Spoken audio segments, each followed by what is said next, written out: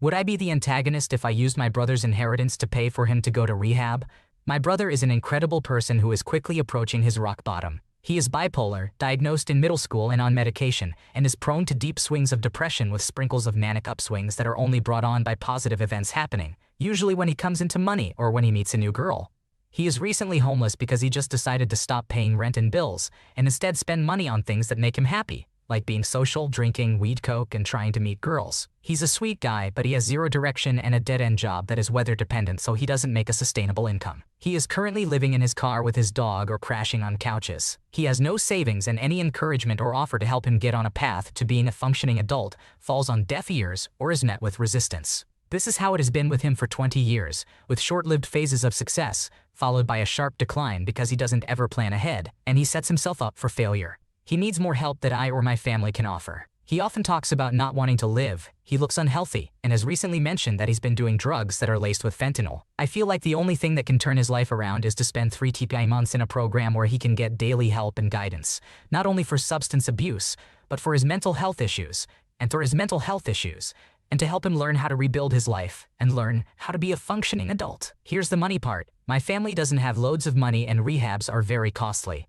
Sadly, a great uncle just passed, and he was very wealthy and very generous. He used to gift all the kids in the family, my brother and I included, $10,000 every few years. I would save, invest, or spend mine on things like credit card bills, etc. My brother has always spent his in literal days on a giant TV, a motorcycle, buying rounds of drinks for the whole bar, expensive shoes, drugs, gifts for girls, etc. All things that are instant gratification. He rides that high for a week or so, and then crashes hard back to reality. He's always had to sell off the TVs, the motorcycle, etc. to scrape by. Since our uncle passed, I've been told that we will be getting a significant amount of money. My brother has not been told anything about it. My parents and I think that this windfall would best be used to pay to send my brother somewhere to get better, to reset his life, etc. If this works, even if he goes and gets better and comes out with a better grasp and mental vision on life, I know that he will be incredibly angry that we spent his inheritance on sending him to a program. My heart is so broken and I'm afraid he won't last through the year. I'd love to hear any thoughts, opinions.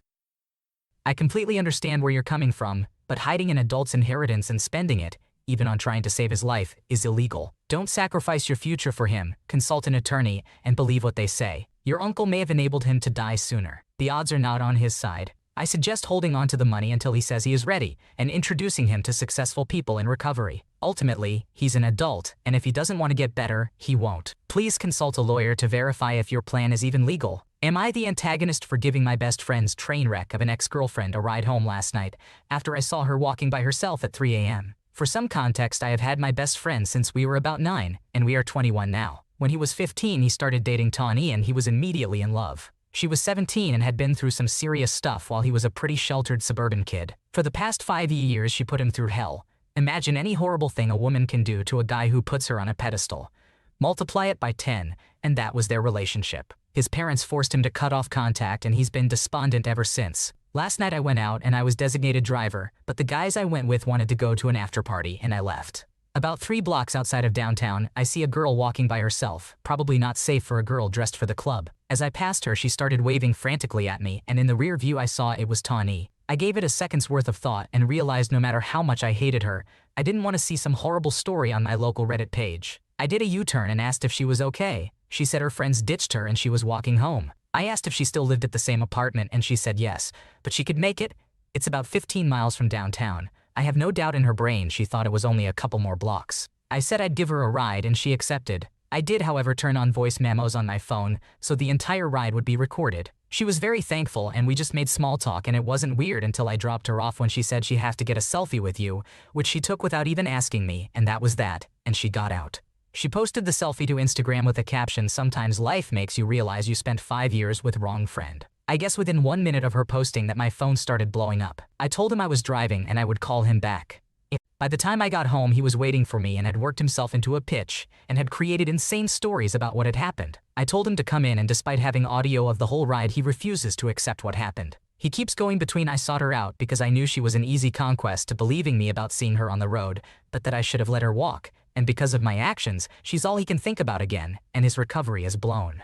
I keep asking him how he saw her Instagram picture. He's supposed to have her blocked, and how he saw it so fast unless he had notifications turned on. He's always looking at her page. He won't answer either of those and keeps going back to what an asshole I am. The sun is coming up and I'm exhausted from trying to soothe his breakdown. I'm asking here because a huge part of me thinks I did the right thing. Another part of me says my loyalty should have been to him, and I should have known even this simple act would cause drama because drama and Tawny orbit each other. Am I the a-hole?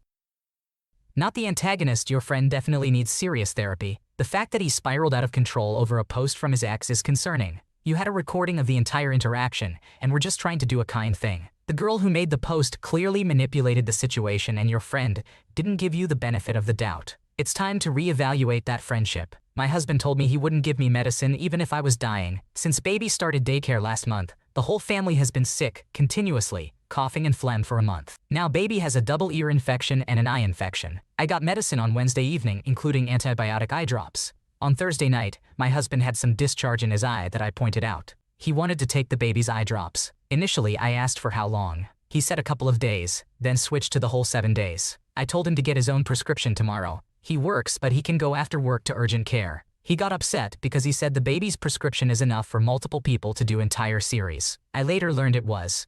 But I was busy with the baby this entire conversation, and still just concerned with ensuring the baby had enough medication for herself, and felt he should get his own prescription. I was busy with the baby nighttime routine. His mom was apparently telling him not to take the drops. I grabbed the eye drops to wash the outside because the doctor emphasized washing hands before handling the eye drop bottle to ensure it's sanitized when giving to the baby. I had been cleaning the bottle and hands to give my husband eye drops tonight. When I came back in the living room, my husband then threw something saying how his mom and I were annoying and there's enough drops. I told him to calm down. I'm giving him drops. But yes, I was concerned still with him getting the entire series of the baby's eye drops. He later asked me if I wouldn't take the eye drops if I needed it. And I said no, I'd get my own and leave the baby theirs. He then said, well, then I wouldn't give you my medicine even if you were dying. I, of course, got very upset by this needlessly hurtful comment. He doubled down, saying that's your policy, when no talk of dying or anything as dramatic had never been discussed. I was just concerned to ensure the baby has enough medicine regardless if it's an excess amount. He later apologized because I cried, but he was still making excuses for why he reacted that way. He's been saying don't expect me to help with anything, I need to get better and take care of myself, because he's sick and works a lot. His parents have been helping to care for the baby and household chores,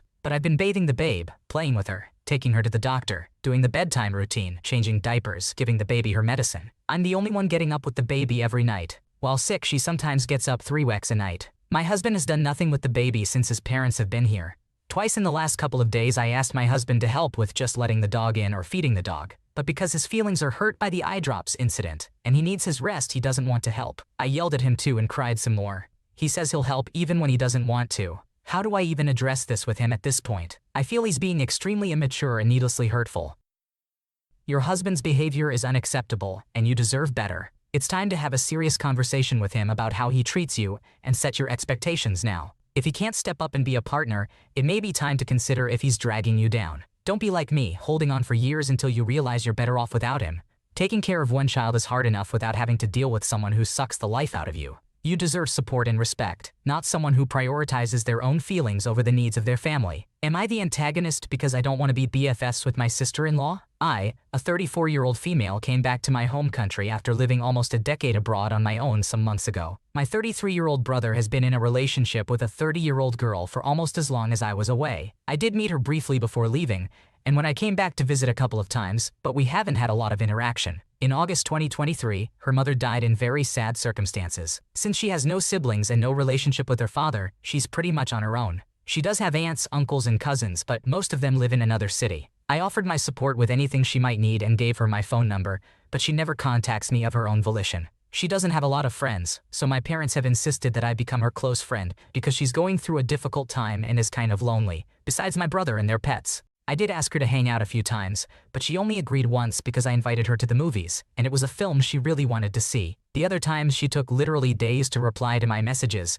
just to say she was too busy and couldn't do it. I don't take it personally because we're not close anyway, and honestly the only thing we have in common is my brother. Everything else, hobbies, interests, personality, and lifestyle, is different. I asked my brother if it would be feasible to be friends with her, and he said I could try. But I can't expect her to jump at the offer because she's very introverted. He has witnessed how she doesn't text back to the very few friends she has for weeks, and when they call her, most of the time she hangs up or doesn't pick up. I told this to my parents whenever they ask me to hang out with her, and they tell me to keep on trying. They say I have to be more understanding of their difficult situation and that she's family. My response was that I will help and hang out with her if she wants to, but I'm tired of forcing a connection with someone I really have nothing in common with. Her lack of social skills is not my problem, and I don't consider her family. I do respect her, and she seems to be a very decent person so far, but if it wasn't for the fact that she's dating my brother, maybe we would have never met organically. They are furious, and every time we talk about the subject they tell me that I'm a horrible, selfish, and insensitive person. I'm tired of it.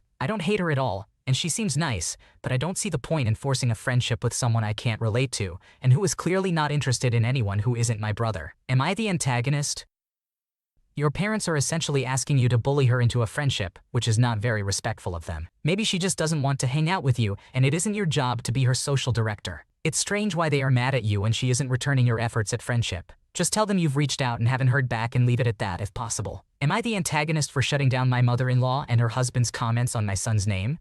I had a baby with my husband 2 weeks ago. Our son's first name is in honor of his late grandfather, my late father-in-law, and my husband's late dad. He died while my husband was still a young child and I never met him. But he means a great deal to my husband still. The name isn't my late father-in-law's first name, but a childhood nickname that is also a real name. Few would know this, only those close to father-in-law or who knew him a long time.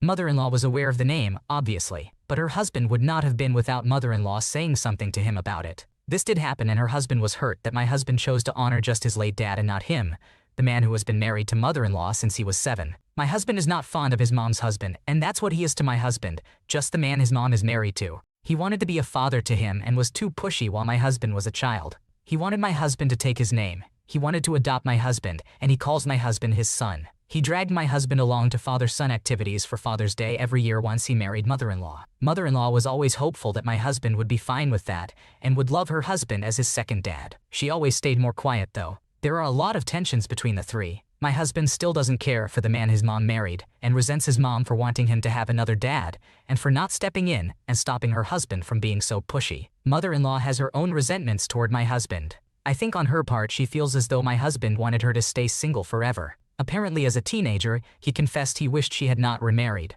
so she holds on to that. Then there's her husband. He is fully aware my husband does not care for him and does not regard him as a father figure. But he feels like he earned it, and he chooses to ignore it all and acts like he's dad and granddad. This all bubbled over yesterday when mother-in-law and her husband visited my son and me. They were quiet first, but then commented on his two names not fitting well together. I ignored that comment, but then they said how sad it is that both grandfathers couldn't be honored in the name, and how our son's first name would have gone so much better with mother-in-law's husband's name as a middle name. I told them I did not want to hear them suggest more names or commentary on my son's name. They tried to speak, but I shut them down by saying they are not my son's parents, and I am not interested in hearing their feelings on the name. I suggested they leave and speak to a neutral third party on it if they needed to get their feelings out, but I was not a therapist and was not the person to vent to. They accused me of being rude and disrespectful. They complained to my husband who was not calm at all in how he spoke to them. I now wonder if I was overly harsh, strict with shutting them down. Would I be the antagonist?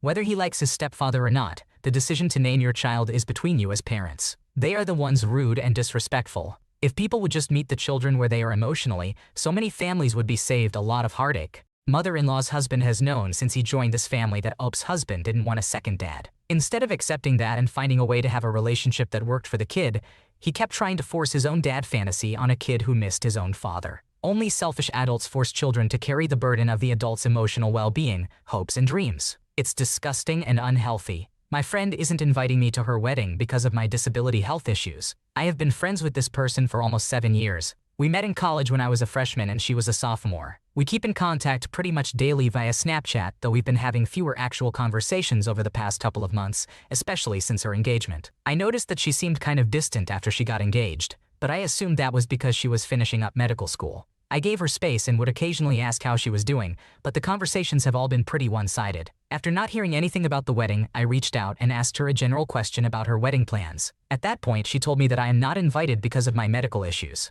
She had a cousin whose wedding got derailed due to a health issue, so she decided not to invite me to her wedding, even though she had considered it before. She asked everyone invited to see their doctor to make sure they're healthy. I don't understand why she didn't ask me to talk with my doctors about my ability to travel. I feel deeply wounded by her rationale, and I can't help feeling inadequate and burdensome because of my health issues. I expressed my feelings without being accusatory and made sure to mention that my insecurities are my problem. She said that's what they decided, and I should understand. I'm not entitled to an invite, but it still hurts deeply, and I don't know if I can consider her a close friend anymore. She mentioned having a party in the States for friends not invited to the wedding, but at this point, I don't even want to attend that. Am I being ridiculous for feeling this way? Should I bring up the conversation again, or should I distance myself from her and give her my best wishes?